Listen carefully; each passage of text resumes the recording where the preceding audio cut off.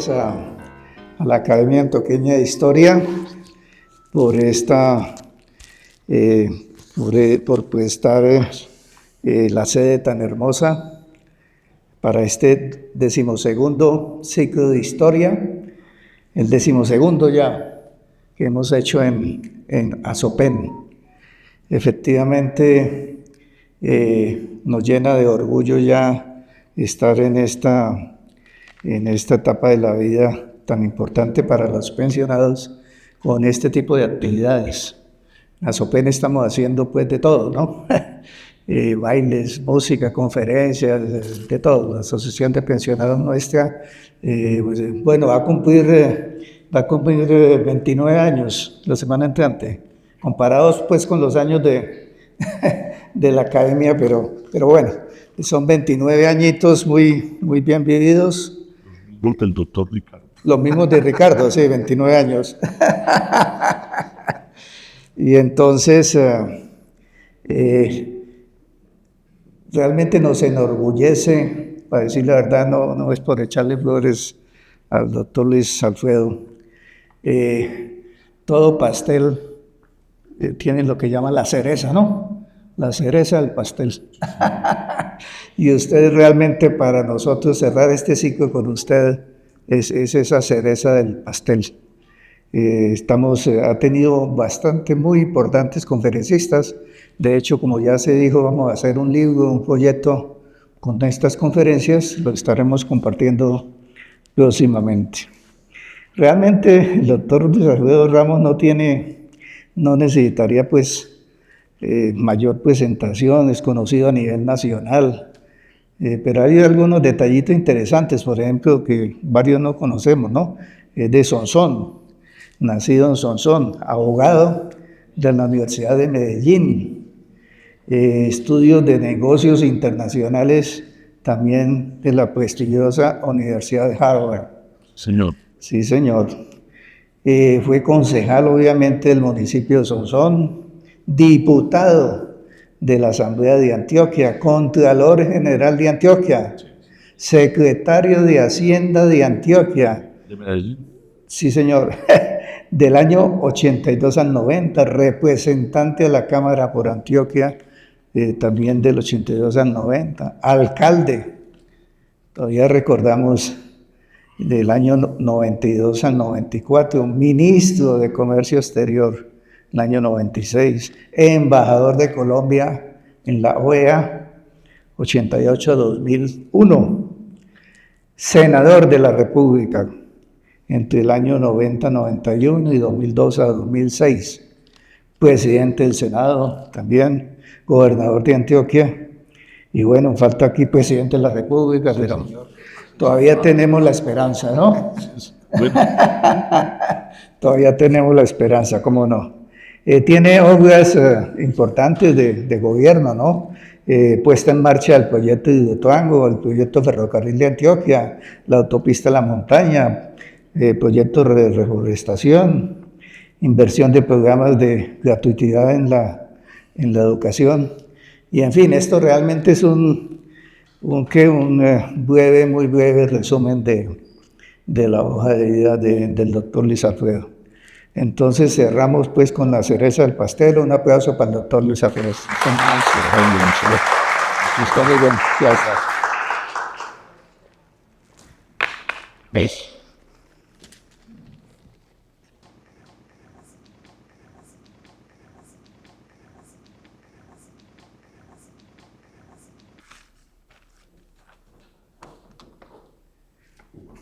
Muy buenas tardes a todos. La verdad.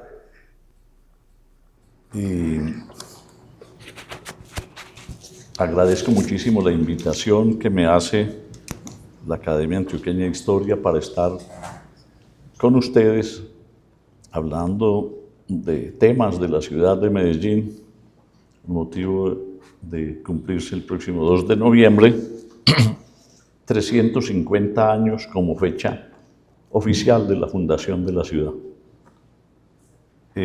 Agradezco muchísimo, saludo al señor presidente de la Academia, al doctor Ricardo Zuluaga, al secretario, el doctor Mosquera, al presidente de ASOPEN, Efraín López, a todos y cada uno de los presentes. Una pequeña introducción. Yo amo a Medellín. Aunque nací en Sonsón, a los 6 meses de vida mía, mis padres se vinieron a vivir a Medellín. Por lo tanto, pues yo soy de Medellín. Aquí ha pasado toda mi vida y solo en este momento estoy un poquito más lejos de Medellín porque la pandemia me sacó hacia Río Negro, donde tenía una pequeña casa de campo. Pero vengo a Medellín 3 o 4 veces a la semana. Amo a Medellín. La ciudad, los ciudadanos de Medellín me hicieron alcalde. Y probablemente en la época más difícil de la ciudad. Me tocó la época en que el narcotráfico hacía de las suyas, en que Escobar se fugó de la cárcel, ¿cuál cárcel? Y la época después en que los organismos del Estado lo dieron de baja y la ciudad recobró un poco la tranquilidad, no digo que toda, para volver después a otras épocas y llegar ahora donde es una nueva época del narcotráfico en Colombia y en Antioquia y en Medellín, donde parecemos anestesiados con todo lo que está sucediendo en torno a ese fenómeno. Pero hay que seguir en la brega, hay que seguir haciendo el liderazgo, hay que estar al frente de tantas iniciativas. Y como yo tengo pues mi vena de historiador, yo soy muy agradecido porque la academia me hizo miembro honorario de la misma y estoy dispuesto siempre a estar al lado de la academia en todas sus actividades y por eso estoy aquí con ustedes. Les agradezco mucho la presencia y sepan lo que estaré al frente de todo lo que tenga que ver con Medellín, con su progreso, con su desarrollo, con todas las tareas que tengan que ver con la mejora de la ciudad. Me dijeron que hiciera un ensayo, una crónica sobre el tema económico de Medellín. Yo dije, bueno, vamos a ver el tema económico de Medellín en la historia y por eso hice este breve resumen. Bueno, no tan breve en el número de páginas, porque para uno hacer un resumen de lo que ha sido la economía de la ciudad en 350 años, pues siempre se demora un rato. Le doy también el saludo, me acompaña el doctor Gustavo Bustamante Morato, que fue compañero del equipo de gobierno cuando yo estuve en la alcaldía, al frente de la alcaldía de Medellín. Entonces, inicio en esta forma. Nunca pensaron Jerónimo Luis Tejelo y los descubridores del Valle de Aburrá en agosto del año 1541 en lo que llegaría a convertirse la promisoria región que luego sería presidida por la ciudad de Medellín. Después de enfrentar los expedicionarios a los indios belicosos que habitaban el Valle de Aburrá, llegó el mariscal Robledo, jefe del grupo conquistador, quien poco duró en estas nuevas tierras. Prefirió seguir su recorrido, primero en el suroeste, hacia el suroeste y luego hacia el norte, al no encontrar huella visible de oro en el nuevo descubrimiento. Los resultados económicos y la enfermiza obsesión por el oro hicieron que Robledo escogiera otra ruta sin importar los atractivos del hermoso valle. Pasados los años, en 1574 se dan los primeros pasos para lo que habría de ser una nueva fundación, la cual solo se da en 1616 al constituirse la población San Lorenzo de Aburrá, hoy el conocido barrio El Poblado, y esto por el oidor Francisco Herrera, campusano. Esta nueva fundación, todavía considerada una villa pastoril, dio origen más adelante a un nuevo caserío en el sitio denominado Aná, que hoy se conoce como Otrabanda, con una población de 700 habitantes, de los 3.000 que ocupaban el Valle de Aburrá.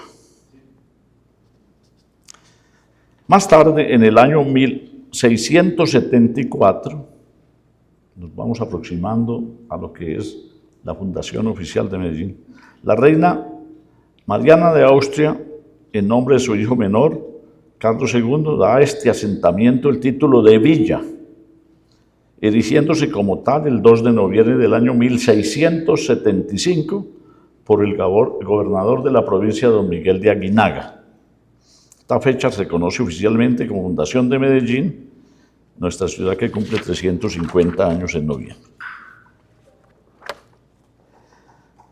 Para la época, la villa de Medellín contaba con poco más de 2.000 habitantes, la mayoría de los cuales vivía de pequeños comercios, una modesta agricultura y una ganadería incipiente.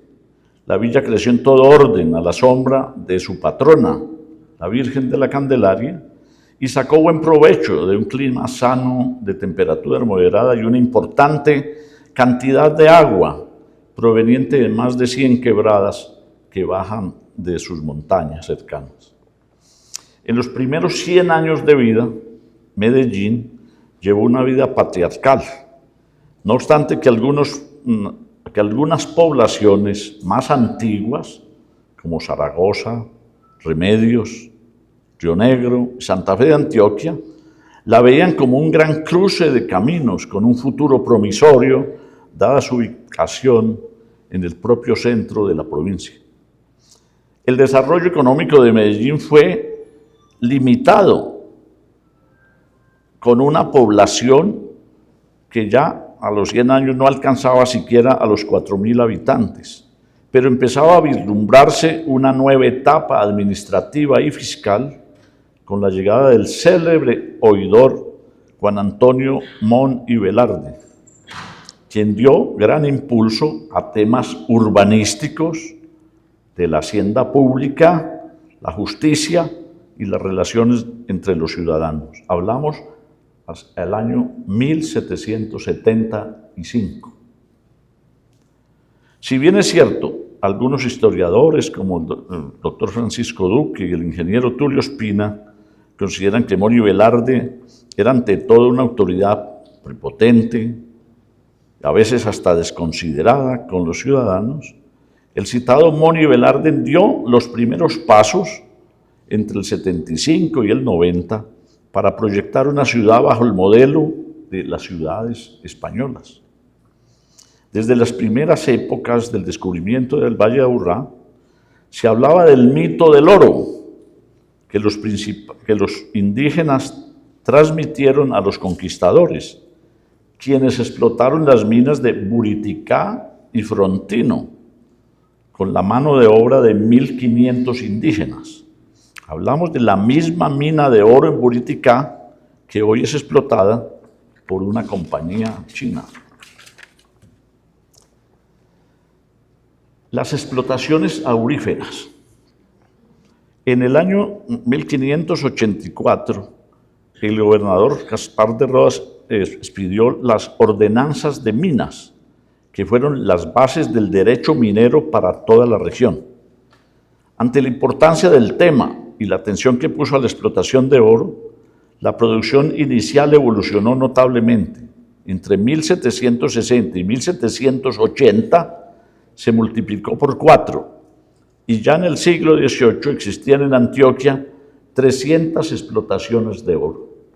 Era el primer ingreso de Antioquia y obviamente de Medellín. En ese momento la minería empezaba a tomar fuerza en la región. Los distintos proyectos se impulsaban desde Medellín, donde se negociaba el precio del oro medido en castellanos. La aprobación para la época era cercana a 4.000 almas y los habitantes se servían del agua del río Medellín. A finales del siglo XVIII, la economía evolucionó positivamente en Medellín y el resto de Antioquia. Los ingresos de la región estuvieron sustentados en la extracción del oro, el cultivo del café y otros productos como el tabaco y la quina, y los provenientes por las franquicias del aguardiente. Entre los años 755 y 1759, la producción del oro administrado desde Medellín significaba el 16% de todo el oro del país, mientras Chocó, con el 43%, era el líder de la producción. Entre el 1795 y 1800, Antioquia pasó a producir el 38% del oro del país y Chocó disminuyó al 36%. Si bien la extracción de oro se hacía en distintos municipios y todas las operaciones se hacían desde Medellín.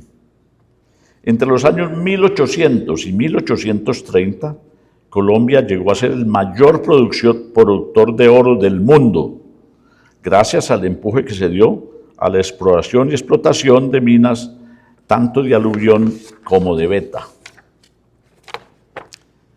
Según el notable ingeniero e historiador, el doctor Gabriel Poveda Ramos, a mucho honor, un pariente, para 1808, don José Manuel Restrepo calculó que el 85% del oro de Antioquia lo producían los mazamorreros, es decir, era oro de los ríos. A partir de 1825, llegó a la región un buen número de ingenieros europeos, quienes trajeron nuevas técnicas para la explotación de oro en las minas de beta. Se hicieron famosas las minas de El Zancudo y otra mina.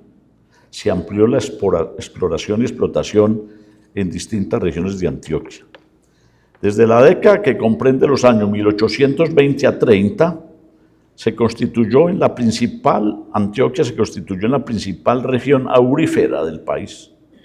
Un dato del doctor Poveda Ramos muestra cómo en 1834 se fundieron en la región 4.168 libras de oro, y agregaba que en 1840 ya existían en Antioquia 13 minas de beta y más de 7.000 mineros, cuyo registro y contabilidad se llevaba en la ciudad de Medellín. El valor de la producción del oro en esos años aparentemente era muy baja, considerando las cifras. Fue de 1.300.000 pesos en el 80 y llegó a 2.300.000 pesos en el año 2001 y 2.500.5 millones en el año 2010. En el año 1884 se había expedido el Código de Minas del Estado de Antioquia, que daba muestra del anticipo de los dirigentes de la región para ordenar el tema de la exploración y explotación de oro. Al mismo tiempo se creó la Sociedad de Minas, que tuvo gran efecto social, lo mismo que en la expansión de producción minera, tal como le enseñaba el ingeniero, el doctor Poveda Ramos.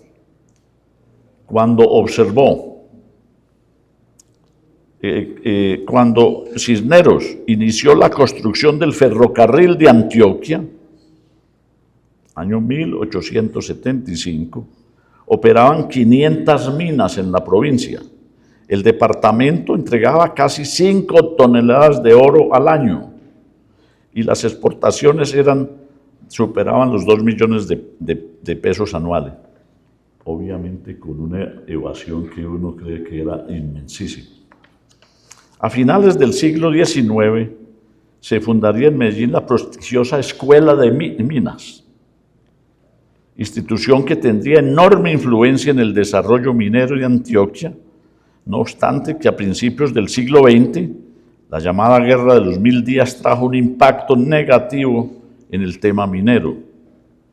Durante las primeras décadas del siglo XX, los antioqueños, desde Medellín, fueron los únicos colombianos que crearon empresas organizadas de minería y se empeñaron generalmente con éxito.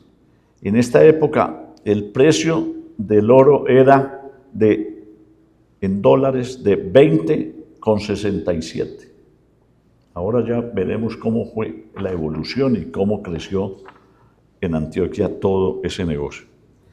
En 1931, o sea, empezamos desde los primeros años del siglo anterior y ya llegamos a la década de 30-40, la participación de la región en la producción de oro llegó al 56% del total del país. En el 31, la mina más importante del país fue la mina de Berlín en Yarumal, manejada desde Medellín, por encima de la Frontino Gold Mines. Hasta 1940, la producción minera que se registraba en Medellín era de 50.000 onzas anuales. Esta es una cifra que va mostrando todo ese potencial que se manejaba desde Medellín en la parte económica.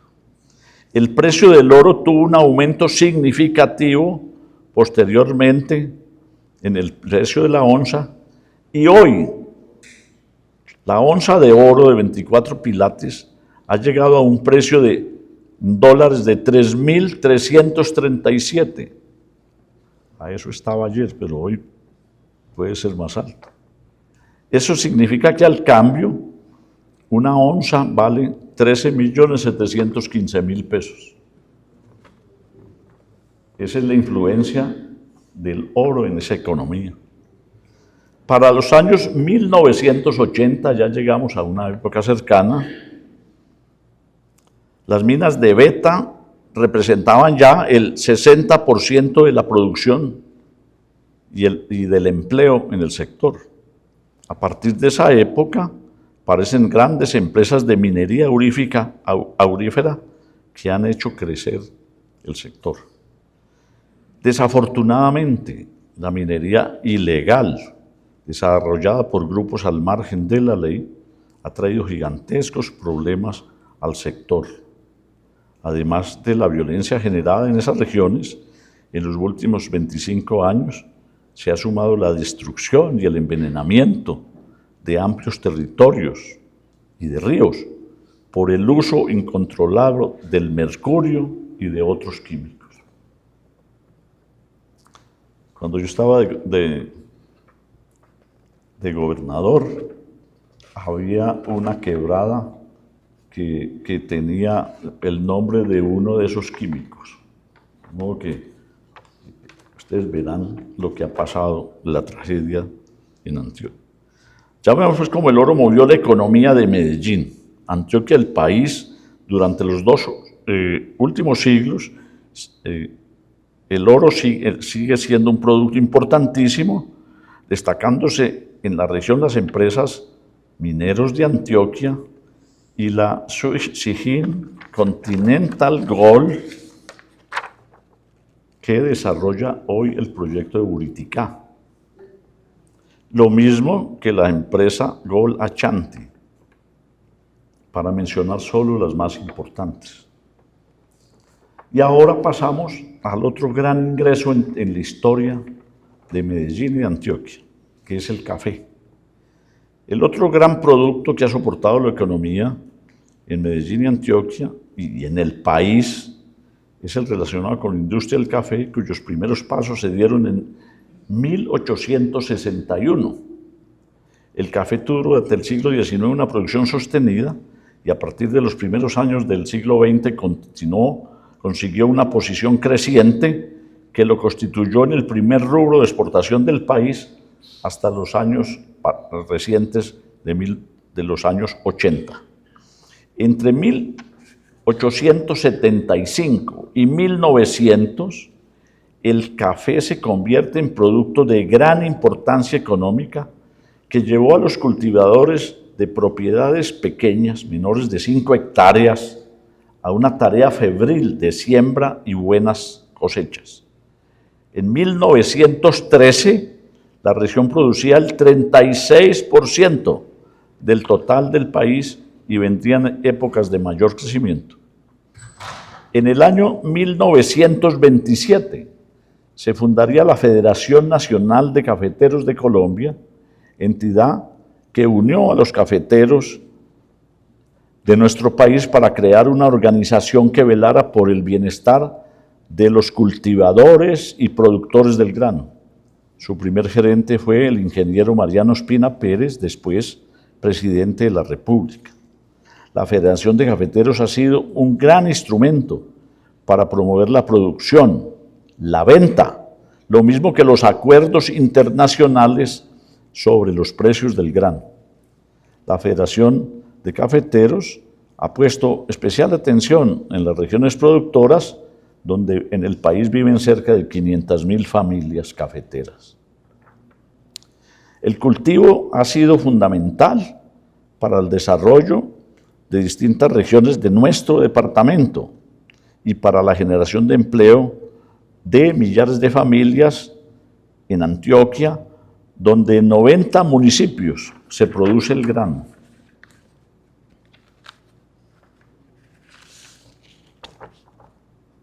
El café ha sido un producto de exportación desde los primeros años del siglo XIX en la región por el clima propicio para un eficiente cultivo. Tengo unas cifras aquí en comillas que a partir de 1870 las exportaciones llegaron a 100.000 sacos anuales y en 1884 a 172.000 sacos. En 1880, don Mariano Espina, nacido en Guaduas, Cundinamarca, quien había sido presidente de la República, regresaba de un largo exilio en Guatemala, donde promovió con éxito el cultivo de café. Y ya en Medellín publicó un manual sobre el cultivo del café y estableció la primera de varias haciendas de café en el suroeste de Antioquia, particularmente en el municipio de Fredonia. El café se extendió en todo el país y en Antioquia el cultivo floreció, en Fredonia y en otros municipios del suroeste, donde las tierras y el clima ayudaban muchísimo. Los buenos precios en algunas épocas han traído altos beneficios económicos para la región. En el año 84, ya las exportaciones de café ascendieron a 337.000 sacos, cuyos recursos económicos se repartían en la región. Y en el año 1900 cayeron sustancialmente las ventas. Superado ese momento, la producción y las exportaciones pasaron a 250.000 sacos en 1892 y a 1.700.000 sacos en el año 1922, producidos en el suroeste del departamento, sin contar la zona de Fredonia, que multiplicó por 26 la producción del grano. A principios del siglo XX, el exitoso empresario sonsoneño, debo dar crédito a un paisano, Alejandro Ángel Londoño, se convirtió desde Medellín en el mayor exportador de café a los Estados Unidos. En 1909 estableció una gran oficina comercial en Nueva York, donde abrió nuevos y generosos mercados del grano. Seguidamente, la mejora de precios incentivó un crecimiento de fincas cafeteras de pequeña y mediana propiedad. En el año 38 existían ya en Antioquia 45.000 asalariados y 122.000 peones agrícolas, mayoritariamente en la región cafetera. A partir del año 1965 se dinamiza la tecnificación de la industria cafetera, aprovechando el café tipo caturra. Y se dan estas cifras. En 1970 la producción fue de 1.500.000 sacos y pasó a 1.700.000 sacos en el año 1975. Antioquia se convertiría en el departamento de mayor producción cafetera, posición que luego perdió con el departamento del Huila. Si bien es cierto que el café no constituye a la fecha el primer renglón de exportaciones del país, desplazado de lejos por la extracción de petróleo, carbón y otros bienes, no hay duda de que desde el punto de vista social ha dado ingreso a cerca de 500.000 familias en el país y a más de 150.000 familias en Antioquia, donde el grano se cultiva, como ya dijimos, en 90 municipios. Hoy, este dato quise traerlo totalmente actualizado. El valor de la carga de café durante las últimas semanas del mes de julio del año 2025 ha oscilado entre 3.300.000 pesos y 2.800.000, lo que ha estimulado nuevamente la industria cafetera en toda la región, que no conocía precios como estos. Las exportaciones de Antioquia llegaron, sumado café, petróleo, manufacturas, etcétera, llegaron a la cifra en el año 2023 de 7.674 millones de dólares, convirtiéndose Antioquia en el mayor exportador de oro, banano y café y segundo exportador de flores. En el año 2024, es decir, el año inmediatamente anterior, las exportaciones llegaron a 7.200 millones de dólares. Es claro que la industria del café durante los últimos siglos ha dado gran dinamismo a la economía de Medellín y la región, y que el café ha caracterizado el departamento y su capital como el epicentro del desarrollo de la industria del grano, cuya influencia ha sido notoria a través del tiempo. Hoy las exportaciones de Medellín y las regiones se han diversificado. No dependemos del café y del oro, como sucedía en épocas anteriores. Vemos que otros productos como el banano, las flores, las confecciones y las manufacturas comparten el portafolio exportador, sumando también el crecimiento de exportaciones de aguacate y cítricos. Medellín ha sido el centro comercial del departamento. La mayoría de los negocios pasan por esta capital, donde la mayoría de las empresas tienen su administración. En la ciudad de Medellín, donde el comercio, la industria y las exportaciones han progresado a gran nivel, la Cámara de Comercio ha propiciado una gran organización y el aumento de actividades económicas con resultados altamente significativos. El siglo XVIII termina, empieza el siglo XIX con un notorio crecimiento de la economía y se apresta a dar paso a lo que hemos hablado de una mayor producción de oro y del café. Para la época de la independencia, estamos hablando entre los años 2015 y 2025, bueno, el 25 ya había pasado, pero voy a llegar a esa fecha por algo muy importante. Entonces se apresta a dar un paso enorme en una ciudad que negociaba el precio de los castellanos en una ciudad ya de 5.000 almas. En la época de la independencia había contado con algunas migraciones que llevaron a Medellín a un crecimiento de ya cerca de 20.000 habitantes. En su zona urbana se extendía sobre las márgenes de la quebrada Santa Elena, hacia el norte, y hacia el occidente, al sector de San Benito. En los años de guerra de la independencia, Antioquia no tuvo pues una gran participación,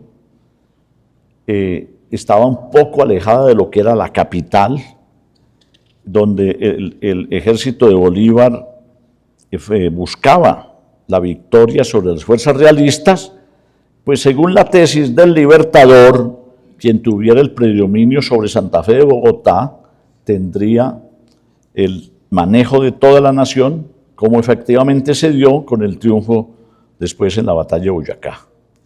En esa época de independencia sobresalieron en Medellín personajes como José Manuel Restrepo, que fue después el ministro del Interior de Bolívar, Francisco Antonio Sea y José Félix de Restrepo, un gran intelectual que acompañaron a Bolívar en su primera etapa de gobierno. En ese mismo, la ciudad de Medellín tenía una economía muy austera. Solo con describir cómo vestían sus habitantes podemos ver cómo vivía la ciudad. Comillas. Los hombres vestían pantalones de drill, camisa fina, sombrero de iraca y ruana. La gente sencilla del pueblo usaba vestido de liencillo y sombreros de caña. La mayoría no usaba zapatos. Las mujeres pudientes usaban camisas de zaraza, pañuelos de seda y calzado de cordobán. Para las fiestas religiosas y familiares se vestían con sus mejores galas, quizá muy modestas. Tal era la economía doméstica, que daba la medida no solo de la parte económica, sino de lo social. Aunque no tenemos cifras en ese momento de ingresos de la ciudad, pues solo se conocen los ingresos a partir del siglo XX sobre temas como presupuesto de ingresos y gastos de Medellín. El crecimiento de la ciudad de 1820 a 1870 fue lento y dispendioso. Las múltiples guerras que se dieron en ese periodo fueron altamente perjudiciales para la economía local y del país. Debemos anotar que en el año 1826, por decreto del vicepresidente Francisco de Paula Santander, Medellín recibió el título de capital del departamento, título que tenía la ciudad de Santa Fe de Antioquia desde el año 1584. Desde esa época Medellín empezó a fortalecer sus actividades mineras y una vez convertida en capital, llamó la atención de los demás municipios de la provincia que comenzaban a ver la perspectiva de Medellín. El verdadero desarrollo de la ciudad entre 1830 y 1850 y su progreso se hizo más visible durante el gobierno de Pedro Justo Berrío, gobernador del Estado Soberano de Antioquia, entre 1865 y 1773, que consolidó el ordenamiento territorial, económico y fiscal de Antioquia y de Medellín. En el siglo XX, pasando ya de lo que hizo el señor Berrío, la ciudad se consolida como gran centro de comercio, de oro, de café y de propiedad inmobiliaria, al igual que sobresalió por las importaciones de mercancía que se hacían, muchas de ellas por el intercambio de oro y de café. La extraordinaria obra de Berrío y el impulso, la estabilidad política y administrativa se destacaba, y además la concesión para la construcción del ferrocarril de Antioquia, lo cual se constituyó en el más grande desafío de una obra pública en el país. El gobernador y presidente del Estado soberano fue líder también en la creación del primer gran banco, que se llamaba el Banco de Antioquia. Llegando al final del siglo XIX y principios del siglo XX, Medellín tiene el privilegio de contar con varios de los principales dirigentes, no solo de aquí, sino del país, encabezados por don Tulio Ospina, el doctor Carlos R. Restrepo, don Marco Fidel Suárez, el general Rafael Uribe y el general Pedronel Ospina, quienes con su liderazgo dieron gran impulso a la ciudad. Los doctores Carlos R. Restrepo, Pedronel Ospina, lo mismo que Marco Fidel Suárez, llegarían luego a la presidencia de la República. Llevaron a Antioquia y al país a una época de dignidad, de progreso, eclipsada, como ya habíamos dicho, por la guerra de los 1000 días. ¿Cómo sería de crítica la situación económica y financiera que dejó la guerra de los 1000 días, que la inflación osciló entre el 20.000 y el 28.000%? Es decir, el peso quedó valiendo nada, trayendo consigo la quiebra de un gran número de bancos e instituciones financieras, causada por la devastación económica que quedó el país con la guerra. Y esto se consideraría como el anticipo de lo que sería luego la separación de Panamá en 1903, que dejó todavía más pobres a los colombianos. La libra esterlina, quise traer esta cifra, que se negociaba por esa época a 15,85 antes de la guerra, de los 1000 días, pasó a 505 después de la misma. Bueno, la situación política y de orden público que dejó la guerra mejoró un poco con el Tratado Wisconsin, firmado por el general Rafael Uribe, precisamente un hombre de acá de la región, con el representante del gobierno nacional, el general Vázquez Cobo.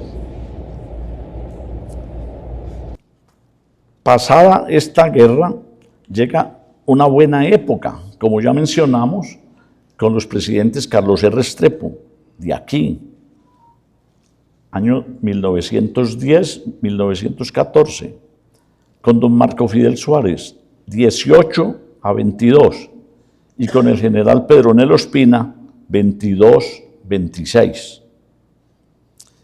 En la administración del general Ospina se crea la Contraloría General de la Nación y el Banco de la República, el mismo que hoy tenemos y que controla todo lo que tiene que ver con la emisión de moneda y otros aspectos. Al lado de todo lo que tenía que ver con el café y con el oro, se encuentra en Medellín todo lo que llamamos el sistema bancario, que fue un instrumento fundamental en el desarrollo de la región y del país. En la ciudad de Medellín, voy a hacer muy abreviado toda la parte bancaria, para no hacer muy engorroso este tema. En el 1836 nace el Banco de Antioquia. En 1891 el Banco de Medellín, desaparecido. El Banco Popular de Medellín se fundó en 1822 y entró en la quiebra en el año 1904. el Banco del Comercio, fundado a finales del siglo anterior, funcionó hasta el año 1902, otro banco que quebró la guerra de los 1000 días. El Banco Alemán Antioqueño, fundado en 1912, tenía importantes dirigentes y hasta el año 1942 funcionó, cuando cambió el nombre por Banco Comercial Antioqueño. Yo no lo registro acá. Fui miembro de la Junta Directiva del Banco Comercial Antioqueño en la última etapa, cuando el banco fue comprado por el Banco Santander de España, del cual también fui un año, los acompañé en la Junta.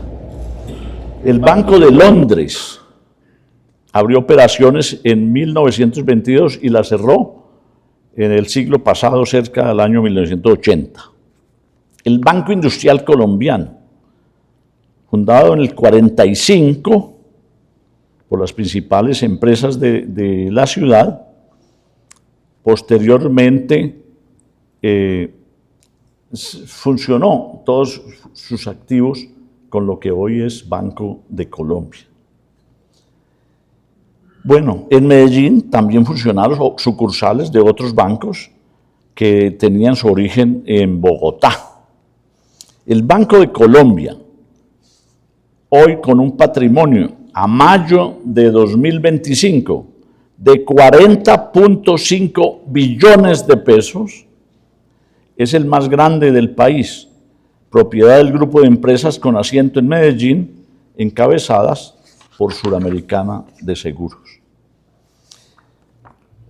Si bien es cierto que el sistema bancario ha sido importante, no es menos cierto lo acontecido con el sector privado en la ciudad de Medellín. Que por ello la ciudad ha sido llamada en su momento Ciudad Industrial de Colombia. Claro que ese título ya lo perdimos un poco, porque muchas empresas se concentran en Bogotá, donde está toda la burocracia que le define sus temas y el clientelismo. La historia de las empresas antioqueñas comienza con la fundación de Coltejer en el año 1907, compañía que fundó don Alejandro Echavarría. Durante 100 años fue la primera empresa, no solo textil, sino la primera empresa del país. Pasó en el año 1980 a manos del Grupo Ardila y en el año 2008 a manos del Grupo Caltex de México. En la actualidad, Coltejer cerró todas sus actividades para la fabricación textil y hoy solo cuenta con distintos activos inmobiliarios en Medellín e Itagüí. Sin lugar a dudas, el contrabando de textiles que llega de la China ha causado el cierre de empresas como Coltejer, lo mismo que Fabricato, que ha entrado en ley de insolvencia y que va también por el mismo camino. Otras empresas que tuvieron gran reconocimiento como Tejicóndor, Paños Vicuña, Tejidos Leticia, funcionaron hasta finales del siglo pasado, desaparecieron por causa del flagelo del contrabando. Bueno, seguidamente haré un recuento, simplemente voy a enunciar un sinnúmero de grandes empresas que se crearon en el siglo pasado, además de Coltejer y de las que hemos mencionado. En 1902, la cervecería antioqueña, que da lugar después a la cervecería Unión. En 1914, Editorial Bedú, dedicada a la industria de artes gráficas. En el año 21, Cacharrería Mundial, con su famosa marca Pintuco. Y Cacharrería Mundial pertenece hoy al grupo Orbis, propiedad de una firma holandesa. En el año 27 nace Cine Colombia, con la iniciativa de don Alejandro Ángel y Gonzalo Mejía, uno de los empresarios más grandes de la primera mitad del siglo XX. En 1904 se funda la Cámara de Comercio de Medellín, que tanto le ha servido a la ciudad en toda la estructura empresarial, comercial y de servicios. En 1919 nace Coltabaco, que hoy pasa a manos de la transnacional Philip Morris desde hace cerca de 2 décadas. Peldar, que también fue fundada en 1939, pasó después a ser controlada por Owens, Illinois, y bueno, y ya cambió su sede. Postobón, fundada en el año 1904, pasó a ser el mayor, de la cual pasó el mayor accionista, el Grupo Ardila, y sigue bajo el control de la misma. La Compañía Nacional de Chocolates, nacida en 1920, dedicó sus esfuerzos al mercado de chocolates y snacks, hizo parte del Grupo Nutresa y en el 2024 pasó a manos del Grupo Empresarial Gilinski. Suramericana de Seguros, hoy Sura, nace en 1944 y desde entonces ha sido la aseguradora más importante de la región. Ha sido la insignia de lo que en Antioquia en un tiempo se llamó el Grupo Empresarial Antioqueño GEA. Argos, fundada en 1934, es una empresa dedicada a la producción y venta de cemento, con gran proyección en Estados Unidos, de donde proviene cerca hoy del 50% de los ingresos de esta gran sociedad. Bueno, también nacieron otras empresas, como Almacenes Ley, y también empresas como Almacenes Éxito, creada por el gran empresario Gustavo Toro. Noel nace en 1916. Quise hacer ese recuento porque ustedes ven cómo ese siglo XX se creó toda la fortaleza de la empresa industrial y comercial en este departamento y en Medellín básicamente, todas funcionan en Medellín. Más recientemente, esto es muy importante, se han constituido empresas como el Metro de Medellín, sociedad creada en 1978 por el alcalde Jorge Valencia Jaramillo, de quien yo fui secretario de Hacienda, siendo impulsada su construcción a partir del año 1982 por el entonces presidente Belisario Betancur. Su inauguración tuvo lugar en 1995 y el metro se convirtió en el orgullo de nuestra ciudad. Hoy transporta exactamente un promedio de 1.200.000 pasajeros diariamente. Y se creó la empresa Hidroituango, sociedad constituida en el año 99. Era una sociedad inicialmente de papel, pero a partir del año 2008, el IDEA se constituyó en el socio mayoritario de la entidad. En el 2011 se suscribió el contrato con empresas públicas para la construcción de la represa más grande del país de toda la historia, con una capacidad de generación de 2.400 megavatios. Ustedes que están vinculados, la mayoría de quienes están acá en ISA, saben exactamente lo que significa hidroeléctrica para lo que es la generación de energía en el país. El día de ayer, un gran ingeniero que conoce mucho sobre el tema, me dijo que las 4 turbinas de Hidroituango, hoy en funcionamiento, están generando el 11% del total de la energía del país, y que cuando entren en funcionamiento las otras 4 turbinas, que se demorarán un par de años más por lo menos, seguramente Hidroituango estará muy por encima del 17% de la energía del país, muy probablemente por cerca del 20%.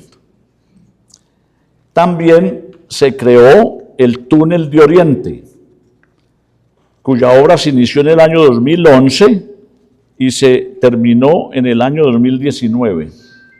Aquí el problema fue de algún gobernador que demoró cerca de 3 años y medio el proseguir con esa gran obra.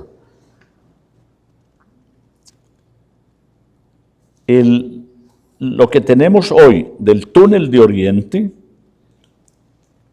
mueve un promedio de 30.000 usuarios por día. Al módicos 25.000 pesos, bueno, 25.300, porque ya no le perdonan a uno las monedas. Hoy el túnel es propiedad no, la concesión la dirige Cementos Argos y Odinsa. Bueno, y también se creó en Medellín Ruta N. Hablo de esto por la importancia de lo que es Medellín hoy en materia de ciencia y tecnología e innovación. Ruta N es la parte que promueve la innovación en la ciudad con mucho éxito. Bueno, y se crearon muchas otras empresas, entre ellas empresas públicas de Medellín, que verdaderamente es la columna vertebral del desarrollo de la ciudad desde el año 1955. Hasta el año 2024 se encontraban registradas en la Cámara de Comercio un total de 118.441 empresas, las cuales han sido el soporte del ecosistema de negocios en la ciudad y la región.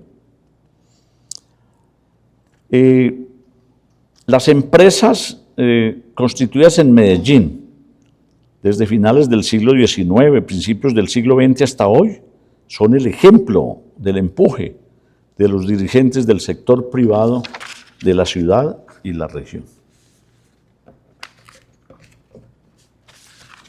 Todavía me faltan varias hojitas, pero espero que ustedes tengan un poquito de paciencia para yo poder terminar, porque hacer el resumen de 350 años es difícil hacerlo en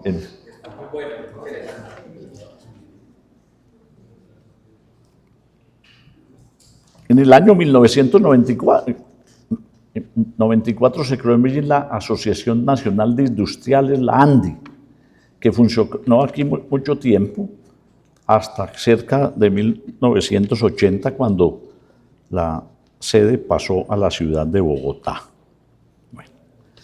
En cuanto al comercio, que no me voy a extender mucho, ha sido exitoso y se ha mantenido siempre en un constante crecimiento. La ciudad ha gozado de merecida fama por la calidad y el servicio en los almacenes y tiendas tradicionales, y más modernamente en las grandes superficies y centros comerciales, donde propietarios, empleados se viven por atender de la mejor forma a sus clientes, aspecto que ha creado fama ante propios y extraños. Esto lo dejo para la historia. Los conocidos comercios de mitad del siglo pasado en la ciudad, tales como Almacenes La Primavera, Ley, Caravana, Tía, Almacenes Flamingos, todos desaparecidos, hicieron época y hoy han dado paso a nuevos comercios y supermercados, entre los que se destacan Almacenes Éxito, Carulla, Euro, La Vaquita, Catronex, Pricemart, Supermax, y las nuevas tiendas ubicadas en los centros comerciales, haciendo del comercio un extraordinario despliegue del movimiento económico de la ciudad. EPM. Voy a tratar aquí de resumir lo que pueda, porque yo le di mucha importancia a EPM. La ciudad sin EPM hubiera sido una ciudad absolutamente empobrecida. Fue creada mediante decreto del año 55 por el alcalde, en esa época Darío Londoño Villa, y le dio sus estatutos. El objeto social era la prestación de servicios públicos de acueducto, alcantarillado y telefonía, de servicios públicos eficientes y baratos, para que los hogares de Medellín y las empresas tuvieran una energía y las empresas pudieran dar buena cantidad de empleos en un momento en que la ciudad tuvo una migración muy grande en 1950. Dicha empresa recibió los activos de lo que antes, desde principios del siglo, eran empresas individuales de energía, de agua y de teléfonos. A diferencia de su antecesora, las autoridades y los estamentos de la ciudad fueron muy conscientes de la necesidad de que empresas públicas fuera un ente autónomo para hacerla independiente de los vaivenes de la política y darle desde el principio un carácter técnico y empresarial. Bueno, eso fue parte de todo el éxito que ha tenido empresas públicas, que pasó de prestar sus servicios en el año 55, más o menos, cuando hizo sus estatutos, que la ciudad tenía 350.000 habitantes. Y, por ejemplo, al año 1970 ya tenía la ciudad 1.070.000 habitantes. Y en el año 2024, 2.670.000 habitantes. Empresas Públicas ha previsto el crecimiento de la ciudad para prestar eficientes servicios públicos. Tuvo importantísimos desarrollos, entre ellos lo del río Medellín, para que pudiera darse a sus alrededores desarrollo de todo tipo. Y lo más importante, se tomó la decisión más importante en materia urbanística de Medellín. Se dejó una reserva de 60 metros al lado y lado del río, que ha sido salvadora para la movilización de vehículos hacia y fuera de la ciudad. Bueno, tengo aquí el resumen, no lo voy a leer para ganar un poquito de tiempo, terminando, de todo lo que hizo EPM en los años 60, 70 y 80. Habilitación del territorio, ampliación de plantas telefónicas, diversificación de la cultura del teléfono, pasamos del teléfono al celular. A mí me tocó hacer la primera llamada del país por celular, cuando fui alcalde de la ciudad. Por cierto, me pasó una cosa tremenda. Yo quería llamar al presidente de la República, que era César Gaviria, pero no estaba. Entonces dije, bueno, entonces llamemos a la persona que sigue en importancia, era la doctora Noemí Sanín, canciller. Entonces yo llamo y me dicen, ya está, yo con una panela de esas grandes, muy orgulloso de hacer la primera llamada, y empiezo, doctora Noemí, un saludo muy cordial, quiero llamar, y se me fue la llamada. Entonces seguí hablando, como si estuviera, y quiero decirle que nos sentimos muy orgullosos, esto aquí desde Empresas Públicas, socio de esta empresa de celular y tal. Yo le seguí hablando, ella seguramente no me estaba oyendo. Cuando la prensa acabó ya de registrarme, tenían todos enfocados para ver la llamada. Entonces, yo termino y digo, ahora sí llámeme a mí por este otro teléfono.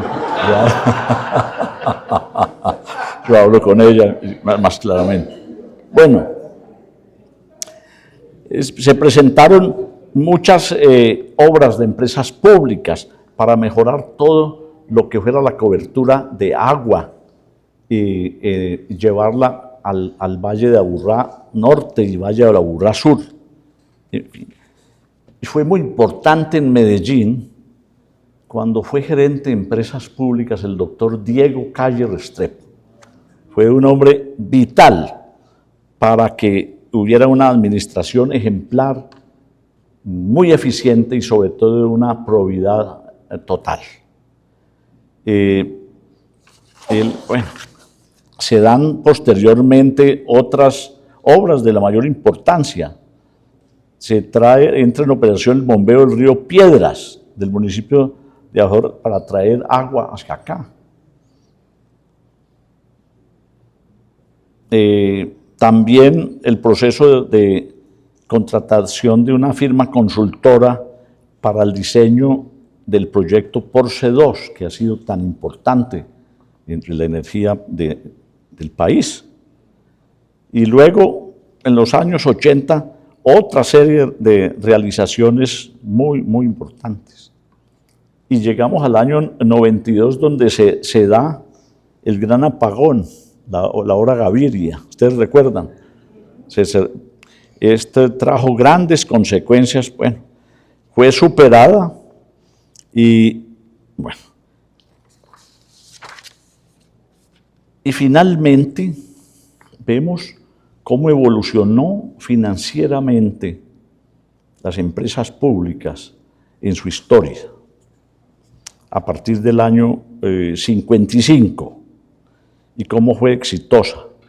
La relación financiera entre EPM y el municipio de Medellín está formalizada y es de gran importancia y por el acuerdo del año 1997, que establece que EPM debe transferir anualmente de manera ordinaria hasta el 30% de su utilidad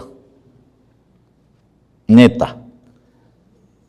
Y yo agrego, parece bastante desproporcionada la transferencia que hará EPM al municipio de Medellín para el año 2025, cuyo valor asciende a 2.5 billones de pesos, frente a unas utilidades en el año anterior, el 24, de 1.249 millones de dólares, que al cambio equivalen a 5.1 millones de pesos. Es decir, se está transfiriendo el 50 o 51% de las utilidades, que para mí es absolutamente excesivo, porque los medellinenses no tienen por qué pagar transferencias que van mucho más al sector político, que puede decidir cualquier cosa de la ciudad, en vez de fortalecer a las propias empresas públicas y tener unas tarifas más económicas para todos los ciudadanos y para las empresas. En fin, esto ha sido, las empresas públicas se convirtieron en la columna vertebral de la ciudad y la región, facilitando el crecimiento económico. Si no hubiera sido por las empresas públicas, la ciudad de Medellín sería hoy muy distinta. Y temas finales, los clústeres de Medellín y su influencia en la economía.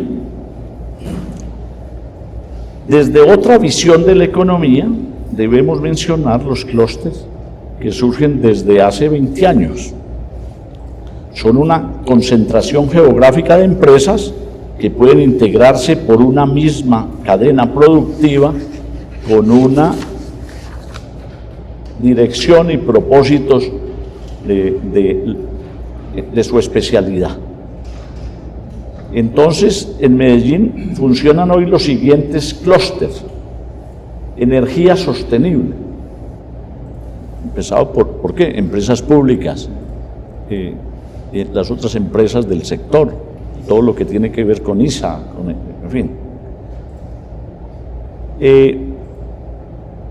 Turismo creciente, negocios digitales, lo que apoya a todas las empresas de servicios de la ciudad.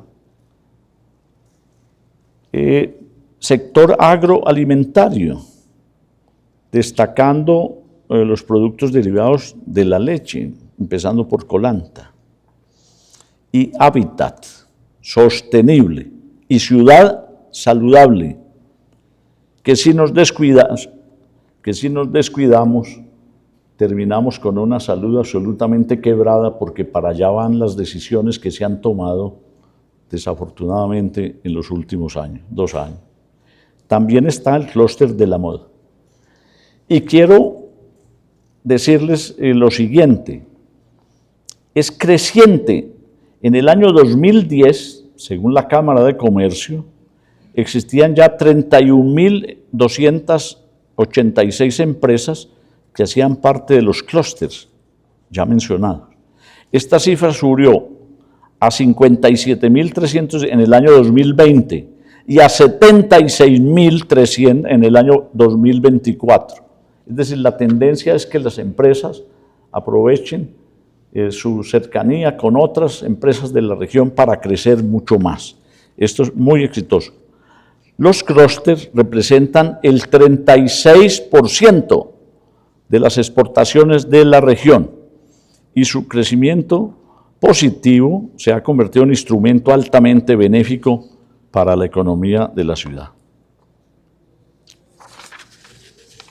De modo que de esta forma yo hago después de todo lo que es el crecimiento de los bancos, de las industrias, de las empresas públicas, etcétera, llegamos a esta parte del municipio de Medellín, donde voy a ser muy breve.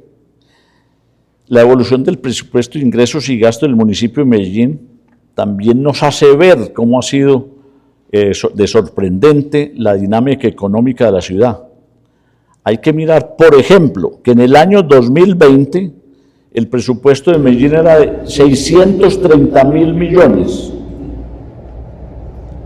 pero en el año 2023 era de 7.196.000. O sea, crecimiento extraordinario, movido por toda la economía de los distintos sectores industrial, de servicios, por los bancos, por las empresas públicas y su grupo que tiene cerca de 55 empresas subsidiarias, etc. Y otro gran indicador de la economía de Medellín ha sido cuando se da el análisis del PIB por habitantes,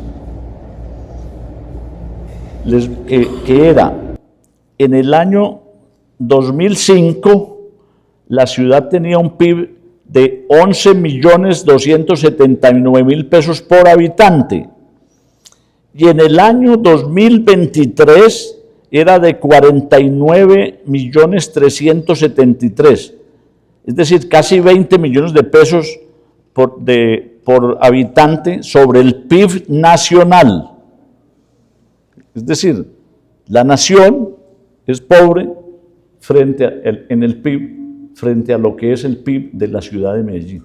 20 millones por habitante promedio, y multiplique que Medellín tiene 2.670.000 y la República de Colombia un poco más de 50 millones de habitantes.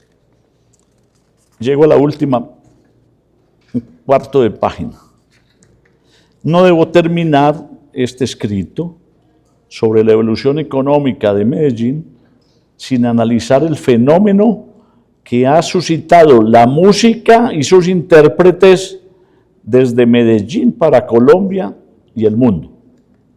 La aparición en el escenario musical de artistas como Karol G, J Balvin, Maluma, Faith, hoy los reyes del reggaetón en el mundo, lo mismo que Juanes, intérprete de música pop, han hecho de la ciudad que estos, en compañía de otros artistas que no alcanzamos a mencionar, la capital del reggaetón, muestra cifras importantísimas, donde en el último año, o sea, entre mediados de julio del 24 y julio del 25, Los eventos musicales han movido en la ciudad más de 300 millones de dólares,